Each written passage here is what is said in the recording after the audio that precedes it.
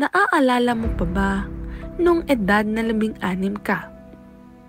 Panahon ng unang pag-ibig, ng matinding halakhakan at ng pagkikisama sa mga kaibigan.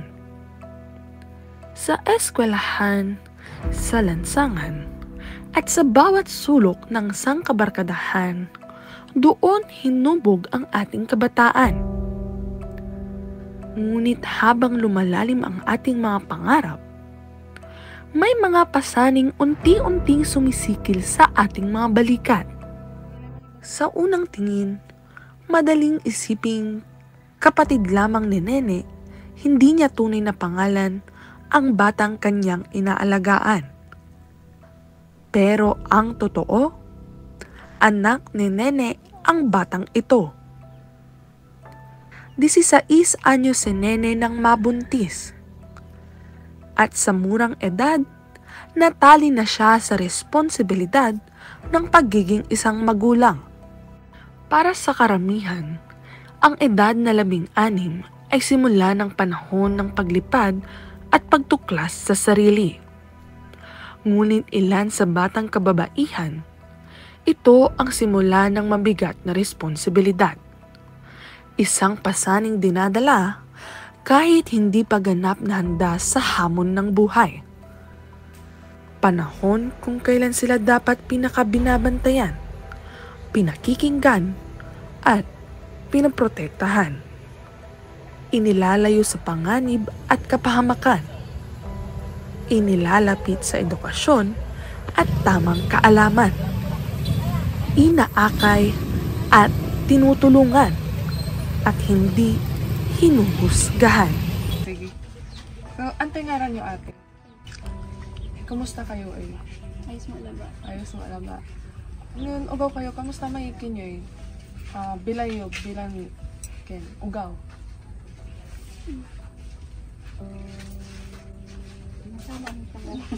Mahilig ba kayo maglaro sa labas? Ganon. Pwede kayo maglaro sa labas. Nung paglaki ninyo, mayroon po bang nagbago? Pwede niyo po sabihin kung ano po yun, kung ano yung mga rason.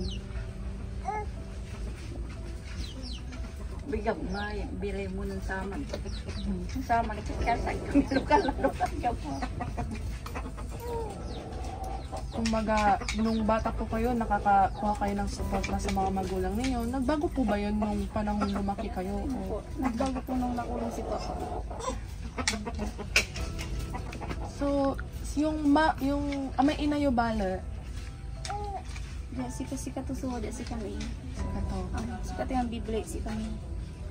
Bale,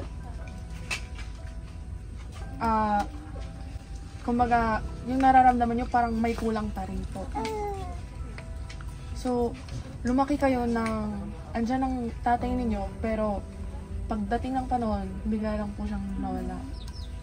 Naka-apekto po ba yun sa parang pag-iisip po ninyo habang lumalaki? Ganon. Hindi naman. Paano po yung, yung mga relasyon nyo po sa ibang tao? Kumbaga, sa mga kaibigan po ninyo, ganon. Na-influensyahan po ba nila kayo ng maigi? Or meron din pong punto sa buhay ninyo, medyo nahihirapan po kayo, na-influence kayo na sabihin na natin mga bisyo, ganon. Wala naman po sa Wala. Pero, sa, ngayon po, meron po kayong anak. Ilang taon na po? Kaya isang taon lang po no 20. No. Ito anak niya. Ilang taon po kayo nung nabuntis po kayo? 16. Ngayon po, ilang taon na po kayo? 18. Yung asawa po ninyo, ilang taon na po? 22. 22. Nung nabuntis kayo or Nung ngayon nabuntis po? po kayo o ngayon po? Ngayon po. 22 siya ngayon, so nung nabuntis kayo, 21 po siya. Paano yun, imbagaman saray atatang ninyo? Atak ang takoda ni nun unaan, hindi baga inyamok ko ni yan. Doy bulan. May bulan. Sana yung baga pa yung paslukan daak. Baga daak kaya ka nanaral ino ng suking ka na. Yan sa man yung panahon, manaaral sini. Natan, andela. No, nabigyan kayo tsansa, labayon eh. Labayon eh. paano tuman balik eh? May asoyo, mo dyan natin, susuportan mo kayo.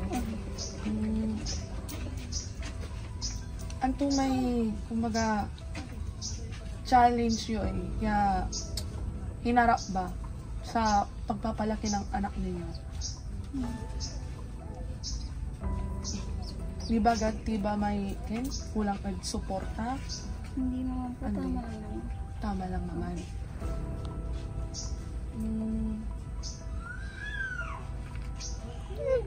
Cut mo na. Una, bala at siya may kinyo asawa yun natin. Paano tuman? Kumbaga, abayag kilan mangkarelasyon. Abayag kilan mangkarelasyon.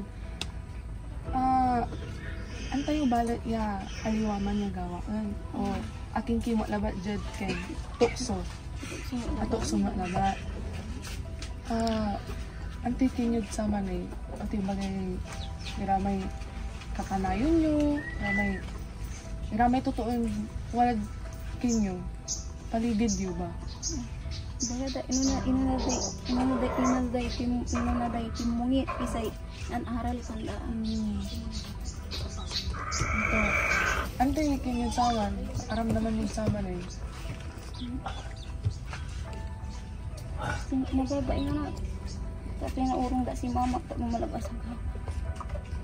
Bala, nung nabigyan kayo pagkakataon gabay yung minsan siya'y manaralaw. Bala, may asawa yo, manaaral mo nun sa manya panaon. Wala man Ano? trabaho lang. Mantratrabaho la. Aman natan, bibilayin to kayo natan. Bibilang ito kami na sana. Wadya mo ba yung asawa yo? Napudya ang trabaho. Antay trabaho yung to natan. Mandirilag garag GNT. Si kayo bala, tatrabaho kayo man. Hindi, makukum sa'yo. So, 17 kayo nung alukulan to kayo. Ante, kin Sara may kin. Wala mo, so, punto ya bilayo ya, nga NCCU man dyan at tatayo ta. Siyempre, bagay lang ti, ako lang may amayo. NCCU ya, kung andito ba si Papa, hindi ko itong may isip. Kasi meron siyang, kumbaga sinisecure niya kami, pinoprotekta niya kami. Naisip niyo rin po ba yung mga ganong hindi naman. So, sa mga nangyari po, kumbaga, nakabase lang talaga siya sa sarili niyong desisyon.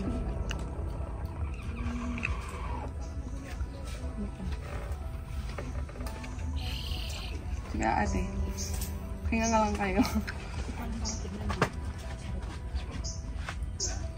Wala rin kinyo. Wala rin kakanayo nyo, kapatid nyo, kaibigan nyo ya.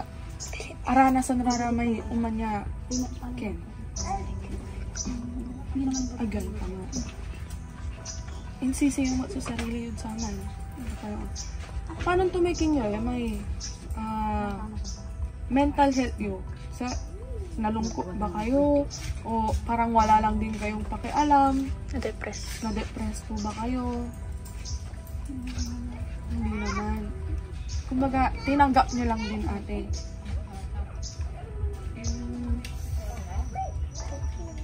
Paano yung, ano nyo ate, yung, kumbaga, pang araw-araw ninyong buhay, nagbago ba yun simula nung nagkaroon kayo ng anak?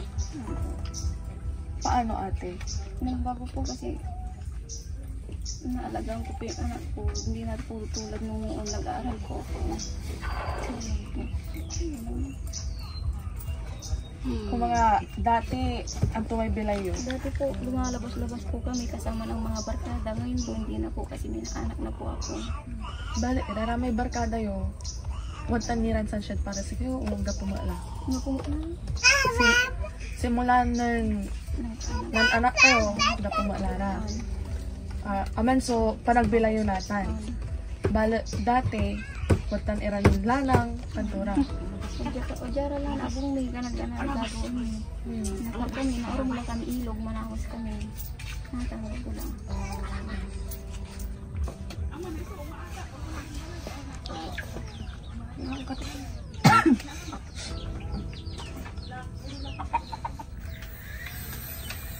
So, anto marara may pagsubo ya inarap yun nun kin kayo nun.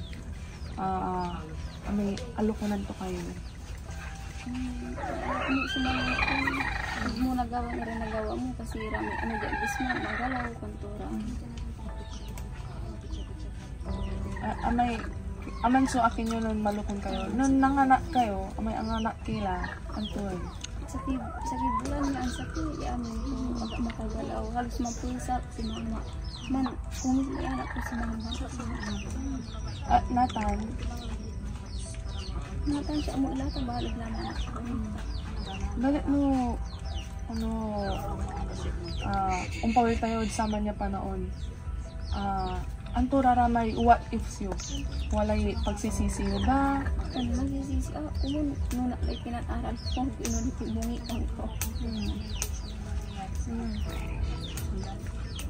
Magsisisi ako, imurong ako natan, akong pala mo lahat ko.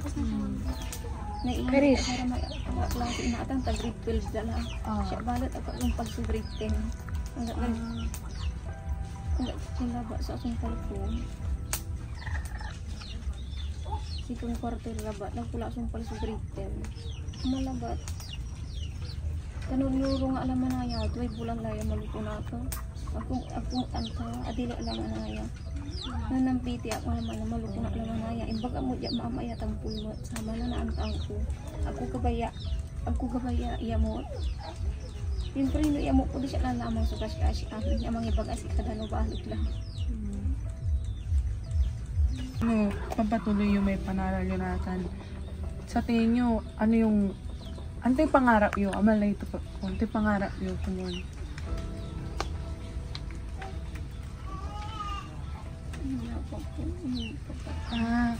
So, kumbaga, agyo ni antanan sama, no? Pangarap yun. Kumbaga, wala pa kayo sa diretsong daan, hindi nyo pa alam kung ano yung katahakin ninyo. Pero willing kayo na tahakin kung ano mang daan po yun. Sadyang naunahan nga lang po ng pambubuntin. Pero ate, mutin, labayan talaga yung unuran mo. Antoy gabay maging teacher, kaunto man. Gapo nilanti ko, no? Ay, wala pa ba? Bala natin ate, figure out yun lang. Antayo lang, antay labayo, kantura. Ande. Pero anton subject dati so paborito eh. Siyempre, align man eh, no? Anton may pangarap yung mate. May rarami hobbies yun, kantura. Math, science, harapan, History, mape. kantura. Sa mapi po. Sa mape, raray unsayaw, kantura, raray arts. Antura na may experience nyo dati atin no, Ken, wala kayo eskwelaan, turangan yun. Madami pong pinapagawa.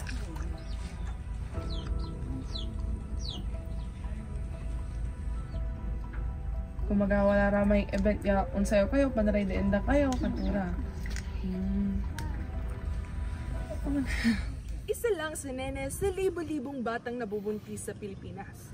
Taon-taon, halos 200,000 batang babae ang nakararanas nito sa ating bansa. Pilipinas ang ikalawa sa may pinakamataas na kaso ng teenage pregnancy sa buong Southeast Asia. Ika-13 naman sa buong mundo ang Pilipinas pagdating sa mga bansang may pinakamalaking populasyon sa kasalukuyan. Nasa mahigit 116 na milyon ang ating populasyon at patuloy ang paglobo nito. Sa National Demographic and Health Survey ng Philippine Statistics Authority noong 2023, natuklasan nila na 19 na sanggol ang isinisilang kada oras sa mga nagdadalagang ina o mga tinatawag na adolescent mothers.